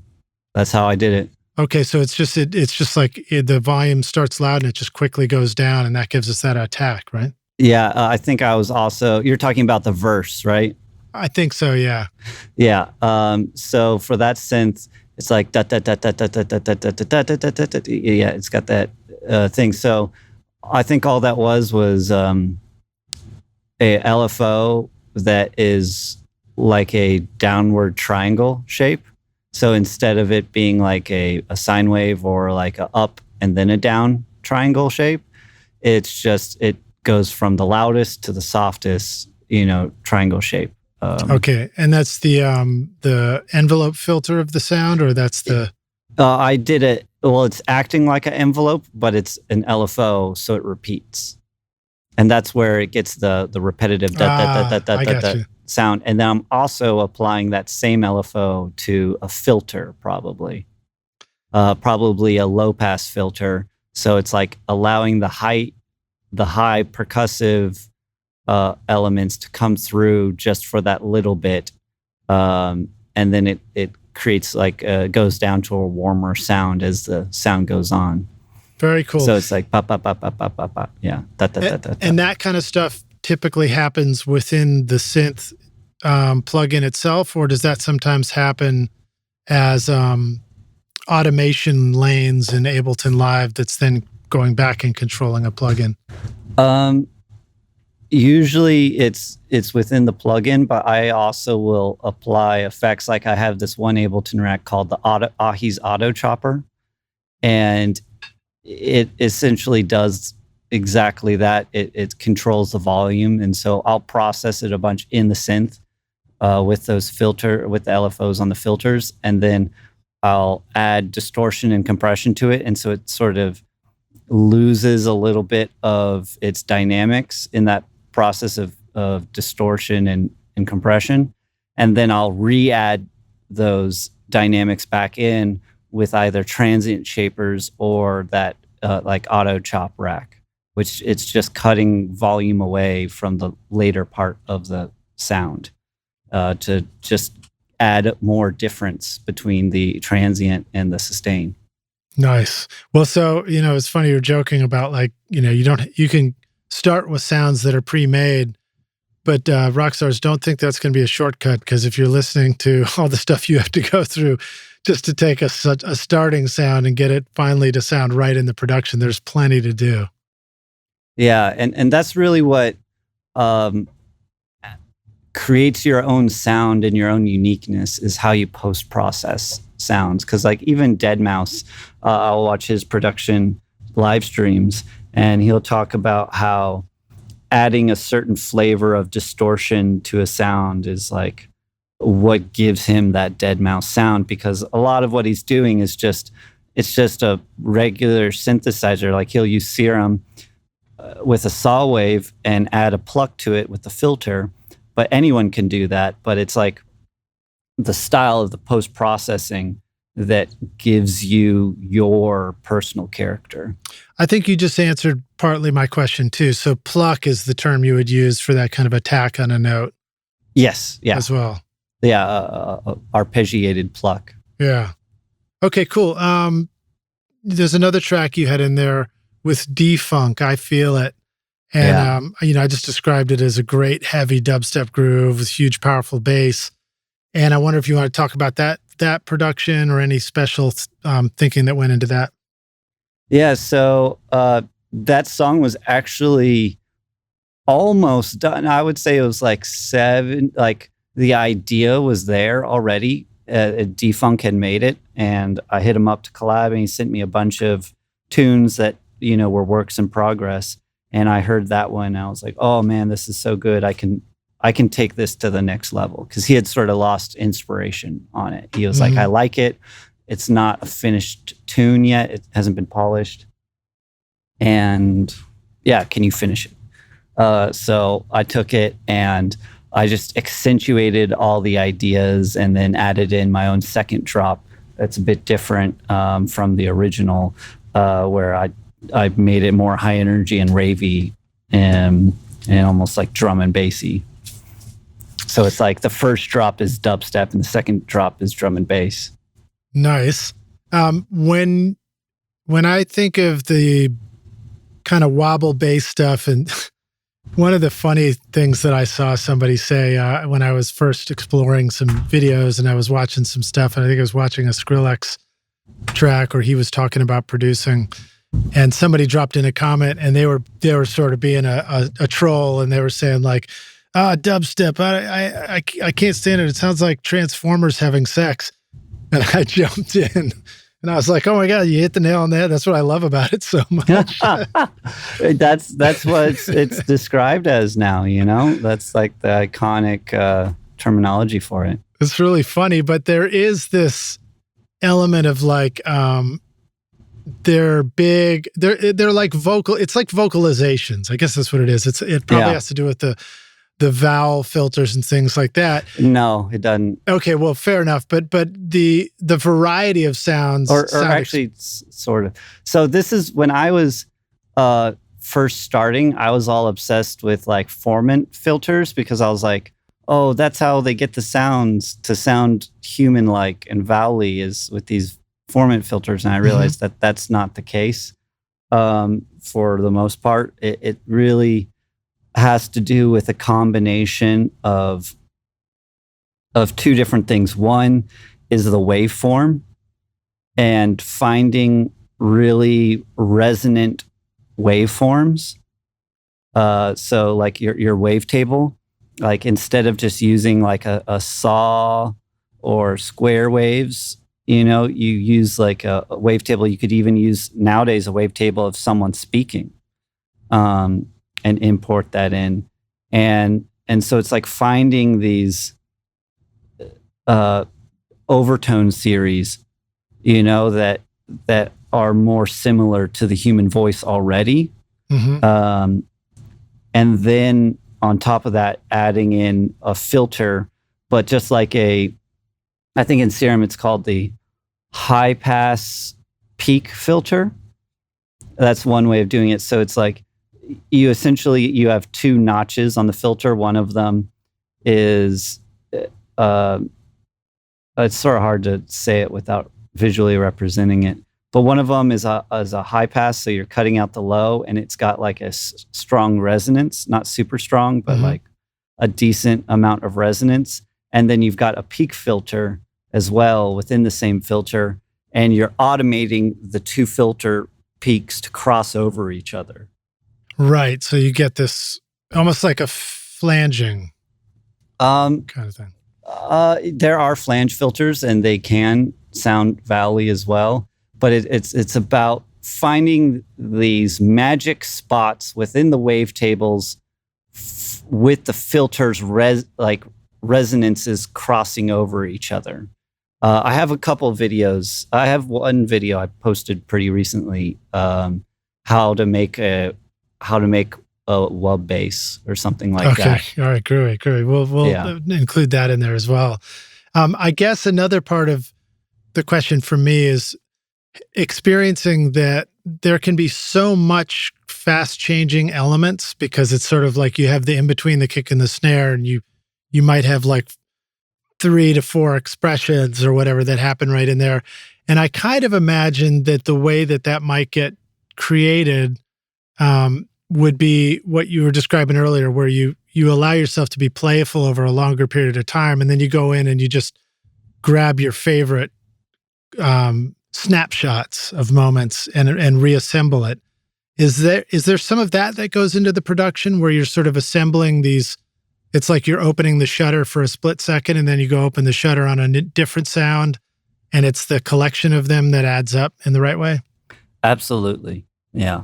It's even watching, like Skrillex has posted a few live streams of him producing, and it's very much so. And I work that way too. It's called mud pies. Okay, nice. I think Mr. Bill and Il Gates sort of came up with this term where they're just like jamming on synths, and then they go back and like, we're like, oh, this little weird sound we really like, and they'll just take that little weird sound and it'll be like a color, you know, on your palette that you can use, and you chop up all these different little moments, and then you rearrange those little chops. And those chops would be actual stereo wave files at that point, or that you might? Yeah. Okay. Yeah. And so you chop up all these little like pieces of waveforms, and then you'd create your phrase out of all those chops. Okay, great. I love that. All right, cool. Great answer. So we're coming near the end of the show here. I've got couple of questions, and I might ask you a couple of sort of more, you know, the office space of making music questions if you want. But this one's sort of about getting things loud. And I think you talked about a little bit in the gain staging one. But if I was to just ask you how loud is loud enough and how much bass is enough bass, is that a fair question to ask? Yeah, absolutely. I definitely notice a lot of newer producers, they have too much bass, because I think when they're in the studio, they might have a sub in there, or they might not have a sub. And so they want to feel the bass, and so they crank the bass up to like get the sub to show up on their tiny speakers. And then when they get sent to me, it's like there's like way too much sub. Yeah, so I would say using Span is the solution to that, to be able to measure where other people's subs are at and to give you a frame of reference of what to aim for. I'll throw in an extra little bit on that. So I think that sometimes the experience of thinking like, I wonder what, I know what it's like to listen to music, and I know when I feel the music, the low end of the music that I love and how that sort of sounds to me and feels to me. But sometimes I go back to the studio and I'm like, well, what frequency was that I thought I heard just then? And so I think in the studio, taking synths or tone generators and moving around in different frequency ranges can really help you learn what your speakers are reproducing and where those certain frequencies begin to disappear. And even in the car, if the car is a place where it's important for you to identify whether your mix is right, I'll just take a tone generator on an iPhone and just plug that into the car stereo and actually sweep it around in the low frequencies. And it can be really a great way to kind of educate myself as to what frequencies sound like in the car so that I know what I'm hearing. That's a great exercise. I sort of do something similar to that, where I will low pass and high pass songs that I like. Like I'll listen to Skrillex songs and only listen to the low end by putting a filter, EQ on it and just cutting everything above 200 hertz. And I'll just listen to the low end, or I'll do the opposite, just listen to the high end. Or I will put the EQ in mid-side mode and just listen to the side content, or just listen to the mono content. And I learn all sorts of things that way of like smart. People's mixing decisions. And then would you do that in a comparison where you do the same thing to your own mix and you can kind of go back and forth, and that can be really helpful? Absolutely. Now, is that also a pitfall where we go back and forth and we try too hard to match it, and then we sort of pull the curtain back on our whole mix and it sucks now? Yeah, I've definitely done that. I've been guilty of that because it's like your song is your song, and every song wants to be mixed differently for optimum clarity.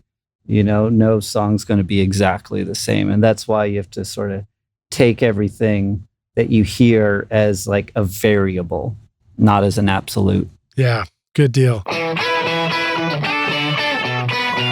Do you feel like the time you spent watching YouTube videos, trying out mix tricks, and tweaking version after version of your mixes has gotten you nowhere? Have you been looking for a simple, straightforward, step-by-step process for creating a pro mix that won't take years to learn? What if you could have a Grammy-winning mix engineer who understood all your mixing struggles and could coach you through them? If you struggle with any of these questions, then the Ultimate Mixing Masterclass is just for you. Now you can discover the proven step-by-step mix system from Grammy-winning mixer Craig Alvin for consistently creating a pro-quality mix from your home studio that will sound amazing everywhere. Listen, I appreciate you listening to this podcast, and I know you're trying to make your best record ever. But when you're ready to take your mixes to Grammy-winning quality, then you're ready for UltimateMixingMasterclass.com.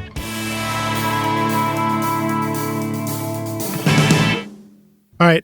So as far as EDM music, where would you point us to go learn and discover some of the best EDM and dubstep and stuff that's being produced today? And if we even want to begin to create and share our own music, is that the same place?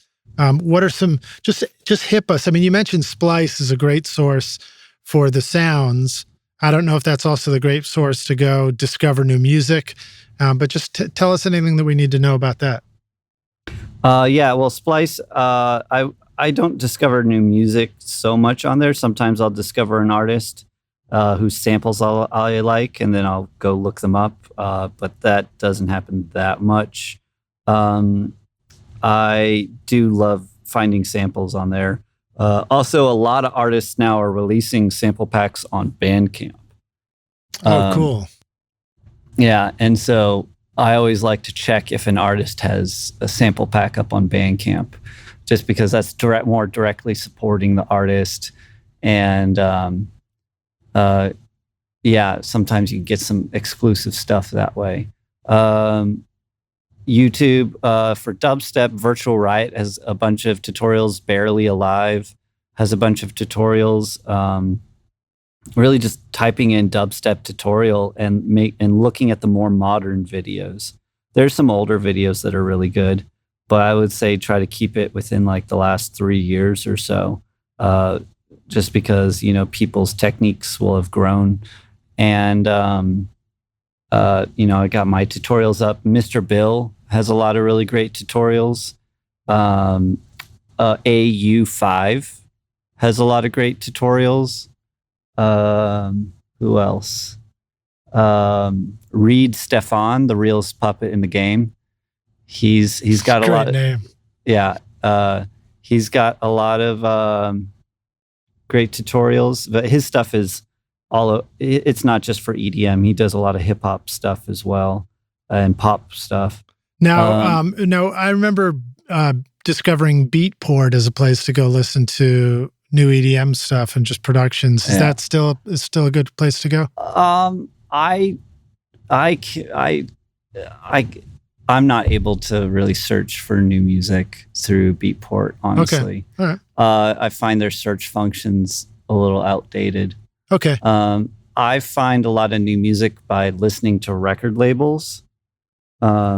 That's sort of where the state of dubstep is at right now, is like, you know, record labels as an artist, you don't need a record label to release your music, because you could use like DistroKid or whatever to get your music out there, but they're more about giving artists a platform of fans, you know, because the labels have curated enough artists that fans sort of know what to expect and are looking for quality tunes from these labels. And so there's labels like, you know, I'm going to have a tune and an EP out on Circus Records, which is like Flux Pavilion's record label. He made the song I Can't Stop, which is a classic dubstep tune. Yeah. And Bass Cannon Kick It. Yeah, a lot of really great dubstep artists on there. There's also Disciple Records, which is more of the Virtual Riot folks. They also have great tutorials. Then there's Wakan. They're more in like the weird bass thing, but they also release some dubstep. And then Play Me Records. They release a lot of higher energy dance music from like up and coming artists, and that's where I got my start. Was releasing with Play Me Records. You're gonna find a lot of really good up and coming artists through them. That's great, man. I'm glad I asked that question. That was a hell of an answer. Yeah. I noticed that on your site, you know, you had a few records there that I saw right off the bat, and it was sort of some great dubstep productions now, but then you were also doing sort of found sound, more experimental records previously as well, right? Yeah. Also, I got to mention Gravitas. Oh yeah, as another record label for a lot of upcoming artists, but that's more in the like world bass music thing. But they also have some really good dubstep from like more chiller artists, world music artists on there. The other, what was the new question? Sorry. Oh, about your found sound productions. Oh yeah. So that was my thing for a long time. Like I was making like more IDM music, like inspired by Aphex Twin and Square Pusher. Yeah. And I recorded all my own sounds. I was a zealot about only using my own sounds. You know, I the first one I pressed play and my daughter was in the room and I was like, "Hey kid, right there, I got that. That's the Casio SK1."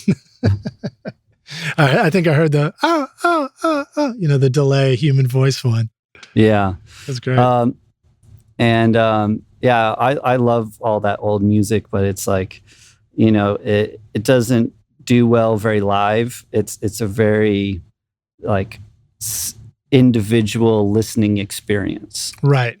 Yeah. And I just fell in love with the energy and the community of the dance world. And so I started to shift into that into that world. But I have a lot of like old school fans that just love my old found sound stuff, and I still make some of it, but I often don't release it just because, I don't know, that's not what my current fans are looking for. I do have a side project called Martian Atom that I release some of my weirder stuff on occasionally. Nice, man. Well, in the spirit of letting you get back to hanging out with your family and saying thank you for spending so much time with us, let me go to my closing question.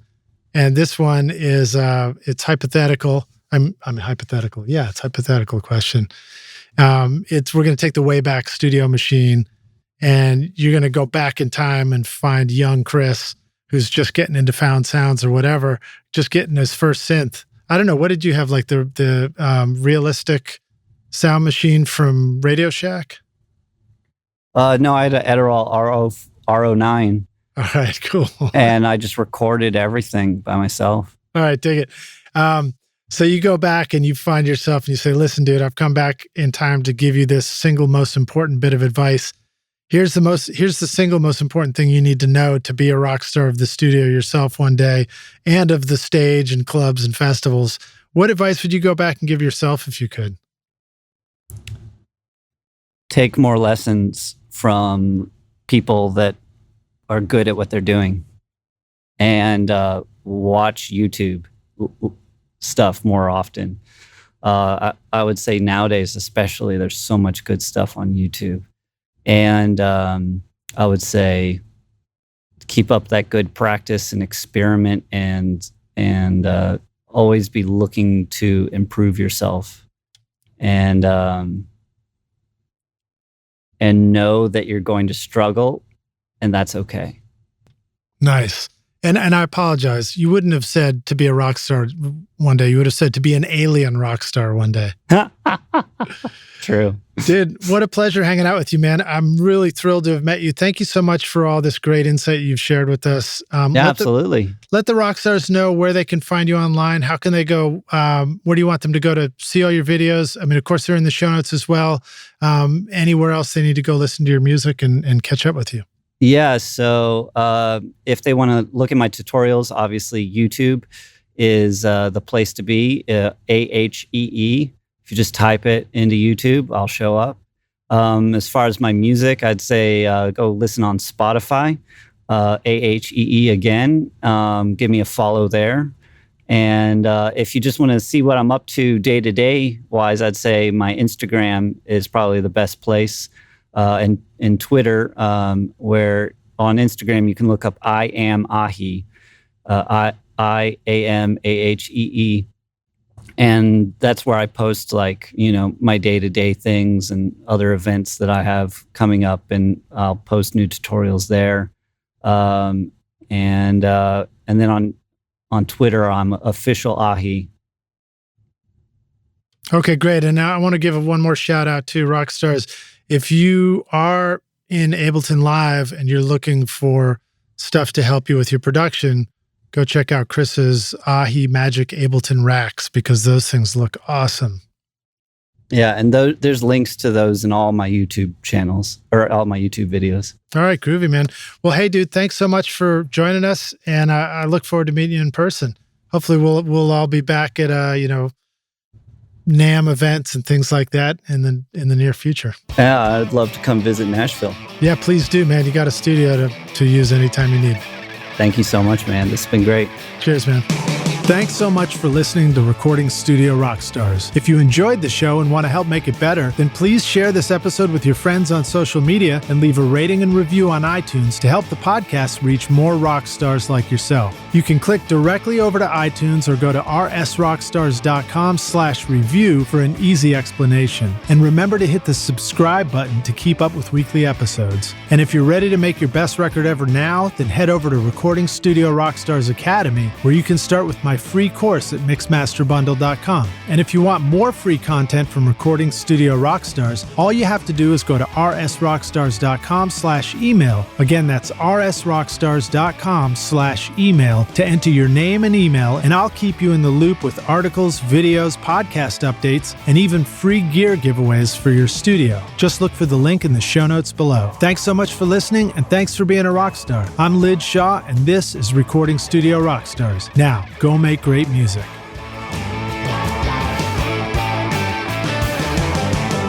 Recording Studio Rockstars would like to give a big thank you to our amazing sponsors who help make this episode possible. Sound Porter Mastering, OWC, Atom Audio, Spectra 1964, Isotope, and JZ Microphones. Remember to get your free mastering demo at soundporter.com and use the coupon codes ROCK10 at Isotope for an additional 10% off, and Rockstars at jzmic.com for 50% off the BB29 for a limited time.